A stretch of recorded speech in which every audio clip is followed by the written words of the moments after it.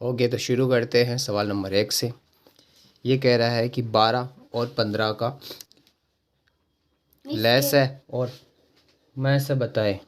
ठीक है, find the LCM and the HCF of 12 and 15।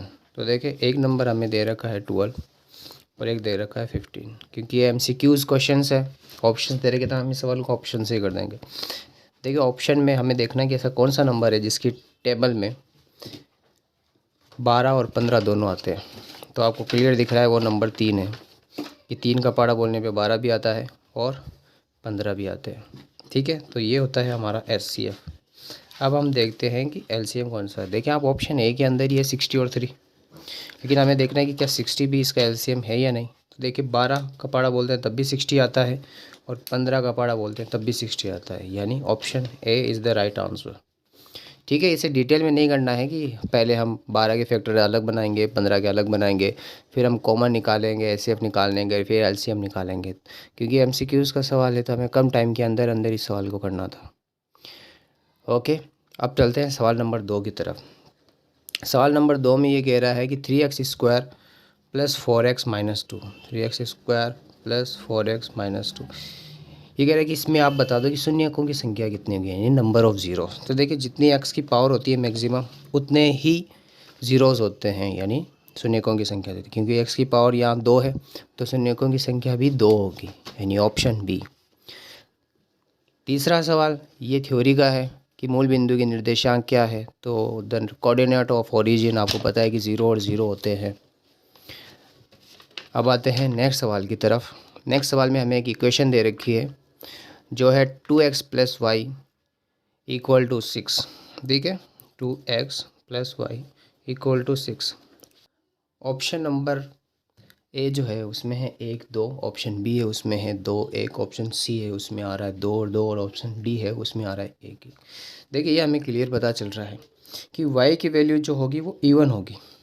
ठीक है, यानी वो होगी जो 2 से कटेगी, तब ये 6 हो सकता है। क्योंकि अगर y की वैल्यू 1 होगी तो ये जो नंबर आएगा इसका रिजल्टेंट वो एक और नंबर आएगा, यानी y का सम संख्या होना ज़रूरी है। वो 0 हो सकता है, वो 2 हो सकता है, वो 4 हो सकता है, कुछ भी हो सकता है, लेकिन इसका ये होना ज़रूरी। अब आप देखें ऑप्शन के अंदर y की वैल्यू जो है इवन, वो 2 ही ऑप्शन में है, एक है ए एक है सी, यानी हमारा या तो ऑप्शन ए सही हो सकता है या सी हो सकता है। ठीक है, तो हमें अब इन दोनों को ही रख करके चेक करना है। अब देखें, x का इवन होना ज़रूरी है, चाहे यहाँ इवन हो या ओड हो। जैसे अगर x की वैल्यू अगर हम 1 रखते हैं, पहला ऑप्शन लेके चलें, तो आपको पता है ये 2 हो जाएगा और इसका 2 होना ज़रूरी है। तो 2 और 2 हो गए 4, जो इसे मैच नहीं खा रहे हैं।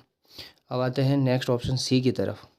अगर x की जगह हम 2 माने तो ये 2 2 जा 4, 4 ये हो गए, और y तो हम 2 ले ही रहे हैं तो 6। तो option C is the right answer.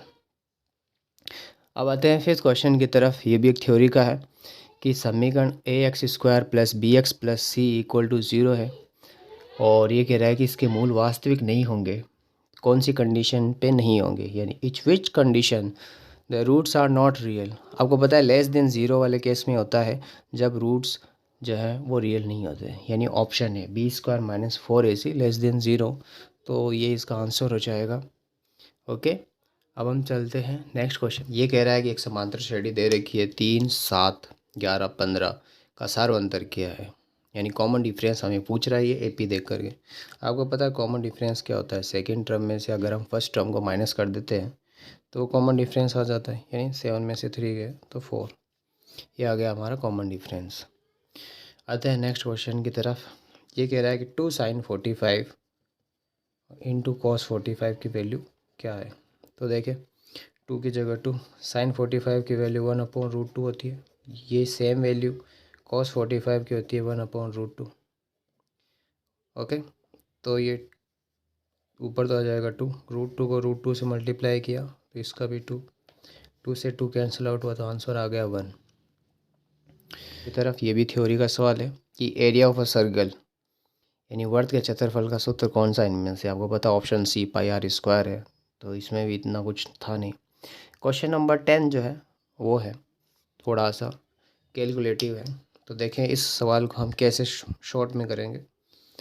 Question number 10 ये कह रहा है कि एक बेलन है, इसकी ऊंचाई यानी h की वैल्यू दे रखी है आपको 11 सेंटीमीटर, और इसका वक्र पृष्ठीय क्षेत्रफल भी दे रखा है, ठीक है, CS है, वक्र पृष्ठ का क्षेत्रफल दे रखा है आपको 968 सेंटीमीटर स्क्वायर। अब ये पूछ रहा है कि आप ये बता दो कि इसकी रेडियस क्या होगी, ठीक है। तो देखो इस सवाल को मैं किस तरीके से, तो देखिए इस सवाल को मैं 2 तरीके से बताऊंगा आपको करने का। तरीका नंबर 1, CS से यानी वक्र पृष्ठ का सीधा क्षेत्रफल का सूत्र लगा देता हूँ, तो आपको पता है वो होता है 2πRh और इसकी वैल्यू आपको दे रखी है 968। ओके, अब देखिए मैंने क्या किया, 2 की जगह 2, पाई की वैल्यू ले ली मैंने 22/7, आर की जगह आर, एच की वैल्यू आपको दे रखी है 11 बराबर 968। अब एक बात आप थोड़ी ध्यान से देखिएगा, अगर एच जो होता अगर वो 7 से कट जाता, ठीक है, अगर कट जाता तब हमारा आंसर में थोड़ा सा फर्क आता, लेकिन मैं आपको एक बेहतरीन चीज़ बताने वाला हूँ। यानी जो भी आंसर आएगा, रेडियस जो भी आएगी, वो ये तो श्योर होगा इस 7 से कि वो 7 का मल्टीपल ही होगी, यानी 7 के पाड़े में ही आएगी। अब हम ऑप्शन देखते हैं 4, इन चारों में से ऑप्शन डी ऐसा है 14 जो 7 की टेबल में आता है, यानी इसका आंसर हो जाएगा डी।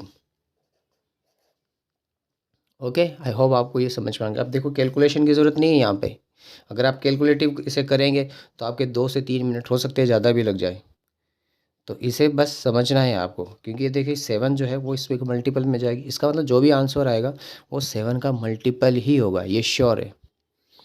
ओके, तो आप चाहे इस कैलकुलेशन को आगे कर सकते हैं, तो आपका आंसर भी 14 ही आएगा। आते हैं नेक्स्ट क्वेश्चन की तरफ, क्वेश्चन नंबर 11।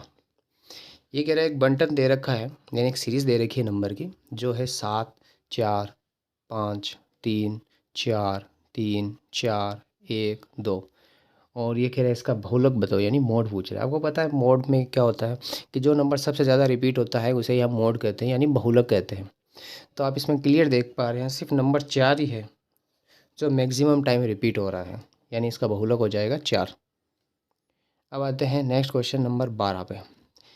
ये कह रहा है पासा है उसको एक बार फेंका जाता है, तो अभाज्य संख्या प्राप्त होने की प्रायिकता क्या है। एक डाइस है जिसको एक बार ही थ्रोन किया जा रहा है, एक बार ही फेंक रहे हैं हम, और ये कह रहा है कि आप ये बता दो प्राइम नंबर की जो प्रोबेबिलिटी है वो क्या होगी। आप एक बात ध्यान रखना मेरी, जब भी डाइस को एक बार फेंका जाएगा, तो चाहे वो प्राइम नंबर पूछे, चाहे वो इवन नंबर पूछे, या चाहे ऑड नंबर पूछे, उसकी प्रोबेबिलिटी 1/2 ही होगी, ठीक है। इस बात को आप याद रखिएगा। अगर ऑप्शन में कभी भी ये सवाल आ जाता है या फिल इन द ब्लैंक्स खाली स्थान ये सवाल आ जाता है, तो आपको 1/2 ही करके आना है, ठीक है। अब कैसे होगा ये भी आपको पता ही है कि जो पासे में जो नंबर होते हैं डाइस में वो 1 से 6 तक होते हैं। अब ये कह रहा है कि आप प्राइम नंबर बताओ, आपको पता है प्राइम नंबर 2 3 और 5 ये 3 ही नंबर है, तो प्रोबेबिलिटी क्या हो जाएगी 3/6 यानी 1/2। तो आई होप आपको ये समझ में आया होगा।